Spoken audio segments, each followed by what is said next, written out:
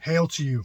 Good morning, good afternoon, good evening, and thank you for joining me for this episode 8, in which I take a deep dive into each stanza of the Havamal.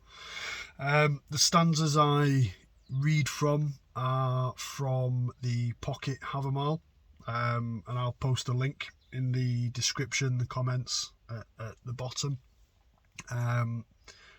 Cheap and cheerful, fits in your pocket, carry it with you wherever you go. Always have access to the words of the High One. So again, thank you for joining me today. Stanza 8, I'll dive straight in before we get into the analysis. So stanza 8, he is happy who for himself obtains fame and kind words. Less sure is that which a man must have in another's breast. So before I get into the analysis of stanza 8, I want to just sort of draw on my own difficulty with this one. The stoic part of me, and I think just the part of me that has a problem with the obtaining fame part of this stanza, as fame is not something we should be aiming for. Certainly not the kind of fame chased by certain celebrities or even social media influencers. It's very poisonous, it's very toxic, it's bad for you, and to be fair, it's bad for those around you as well. So instead, I've chosen, rightly or wrongly, to define fame as reputation. And I've done that because stanzas much later in the episode, which many of you will be aware of, have been made famous by the likes of Einar Selvik in Wardruna, talk about reputation as opposed to fame. So I've opted to go down that route. And while the opinions of others should be irrelevant throughout one's life, by acting in accordance with the 4 Stoic principles of wisdom, courage, temperance and justice, one's reputation should never be tarnished, and as a result, a positive reputation is simply a natural byproduct. It's not something to strive for, but it's something that should just happen by being a good person. And I hope that makes sense. So stanza 8 then. So in the context of heathen wisdom, this stanza from the Havamal reflects the ideals of personal accomplishment and reputation. The mention of obtaining fame and kind words suggests the importance of individual achievements and the honour earned through one's actions. Honour is it's one of those words. It's an aspect of our lives that can be much like the sort of 7 deadly sins, or 8 deadly sins, however many deadly sins there are in Christianity. Much like some of those, they can be misinterpreted and misused, and misguiding. And honour is the same. People can make stupid decisions because it's honourable to do so, when actually, if you look deep into it, probably not, and you would argue not. But honour is still an important part of life in general. To act honourably is to act in the interest of others, is to act in accordance with nature, and is to try to think of what I want to say with that. It goes in line with the beliefs of, for me anyway at least, there is no right or wrong, only actions or consequences. And if you have honour within those actions, then those consequences should never be harmful to you or anyone around you. So the stanza contrasts personal happiness with the uncertainty of relying on others' opinions. Old Norse society and Old Norse society placed value on self-reliance and personal merit, and that still resonates within the heathen community today. You see a lot of blacksmiths, there's a lot of crafty type people, and when I say crafty I mean make things, not crafty as in sneaky, although I'm sure old Lofter would appreciate a little bit of craftiness. And the stanza encourages individuals as well to strive for their own achievements rather than relying solely on the opinions of others. And you might also say relying solely on the actions of others. Something that I try and teach my kids every single day is that you can't rely on other people to get you through life. You need to be able to make those decisions yourself, and you need to be able to, proverbially at least, stand on your own 2 feet. From a Stoic perspective, the stanza aligns with the principles of focusing on what's within our control and cultivating inner virtues.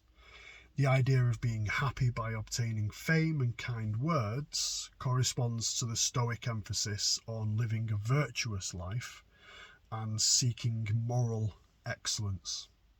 And again, you're not living a virtual life and seeking moral excellence for the benefit of others, and you're not doing that either to deliberately build up this positive reputation in the world, but as a byproduct of living the right way, that reputation should just naturally follow.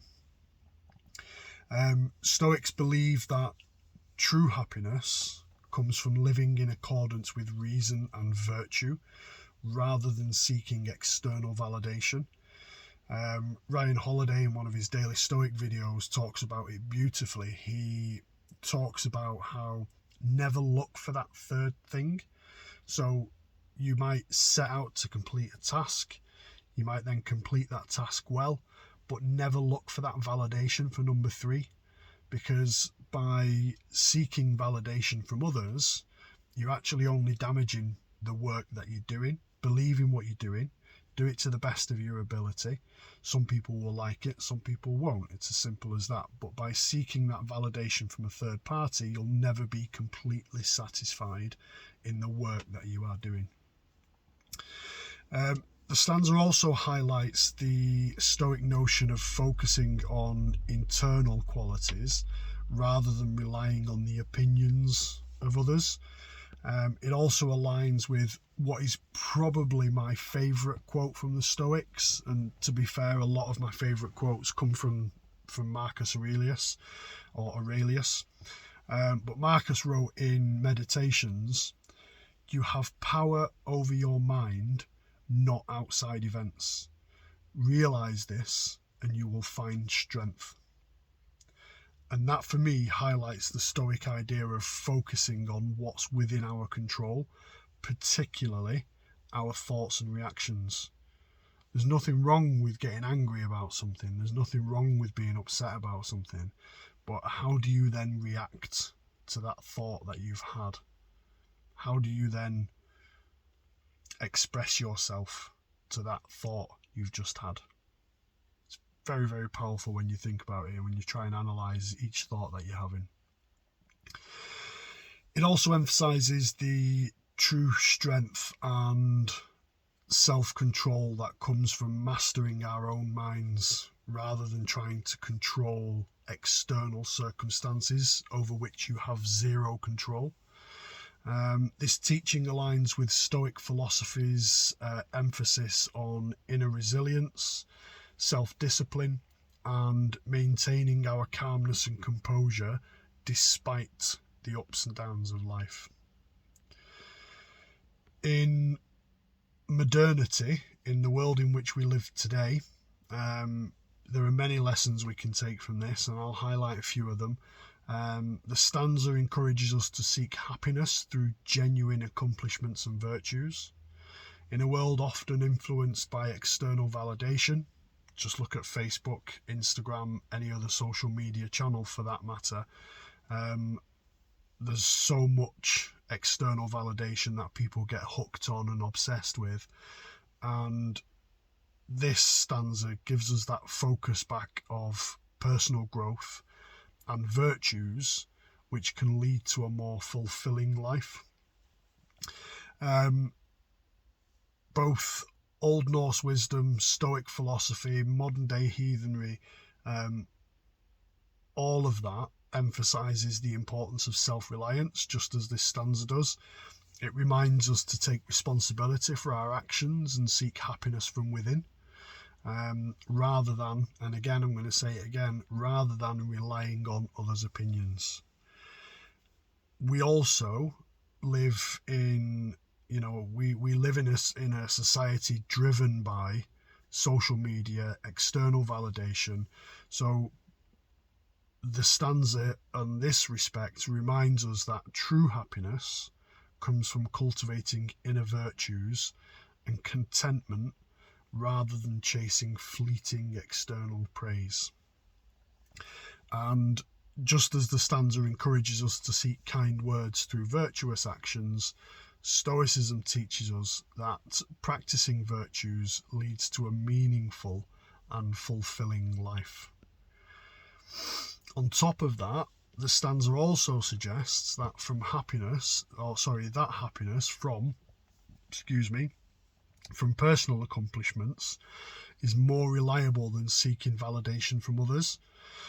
I would say this aligns with the Stoic principle of building resilience by focusing on what we can control. Again, forget about the external factors, forget about what you have no influence over, forget about what you don't control. They're not important to you. Focus on what you can control, and your life becomes so much better. In essence, though, this stanza serves as a reminder to focus on genuine achievements, personal growth, and inner virtues rather than seeking validation solely from others. It bridges the wisdom of Old Norse traditions with Stoic ideals of virtue and self-reliance, offering guidance on how to navigate the complexities of the modern world with authenticity and fulfillment. Thank you very much. As always, I will end episode 8 in the same way I've ended previous episodes, by reading back stanza 8 to you. So stanza 8: he is happy who for himself obtains fame and kind words. Less sure is that which a man must have in another's breast. Thank you so much for watching. Thank you so much for listening. I appreciate you. Please leave me comments, descriptions, reviews, likes, subscribe, do all of that, stuff. Feedback is always appreciated. I appreciate you. Hail to you. Thank you so much for joining me on this journey. I'll see you on the next one.